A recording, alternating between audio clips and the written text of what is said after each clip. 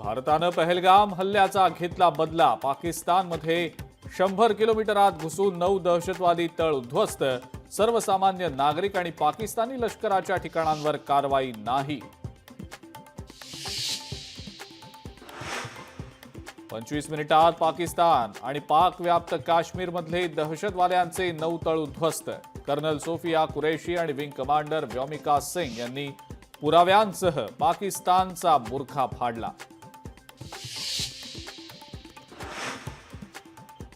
भारतासाठी अभिमानाचा दिवस। ऑपरेशन सिंदूरवर पंतप्रधान मोदींची पहिली प्रतिक्रिया।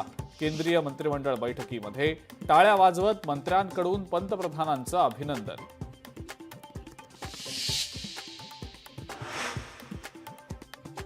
राष्ट्रपती द्रौपदी मुर्मू यांच्याकडून भारतीय सैन्याच्या कारवाईचं कौतुक। पंतप्रधान मोदींनी राष्ट्रपतींना ऑपरेशन सिंदूरची दिली माहिती। पाकिस्तानच्या लष्करी तळावर हल्ला नाही, कुठल्याही सामान्य नागरिकाला टार्गेट केलेलं नाही। पहलगाम हल्ल्यातल्या मृतांना न्याय देण्यासाठी सिंदूर ऑपरेशन राबवल्याची भारतीय सैन्याची माहिती।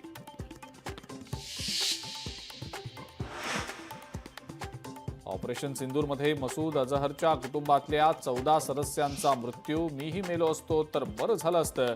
संपूर्ण कुटुंब ठार झाल्यानंतर अजहरची प्रतिक्रिया। दहशतवादी हल्ल्याचं उत्तर युद्ध नसतं, सरकारच्या चुका दाखवल्याच पाहिजेत। एअर स्ट्राईक करणं हे उत्तर नाही। राज ठाकरेंची प्रतिक्रिया। हल्ले सहन करणार नाही हे भारतानं दाखवून दिलं। मुख्यमंत्री देवेंद्र फडणवीसांची ऑपरेशन सिंदूरवर प्रतिक्रिया।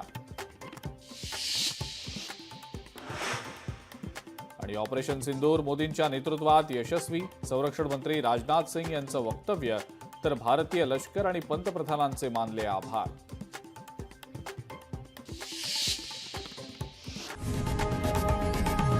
लोकशाही मराठी ऐका, पहा, जागरूक रहा।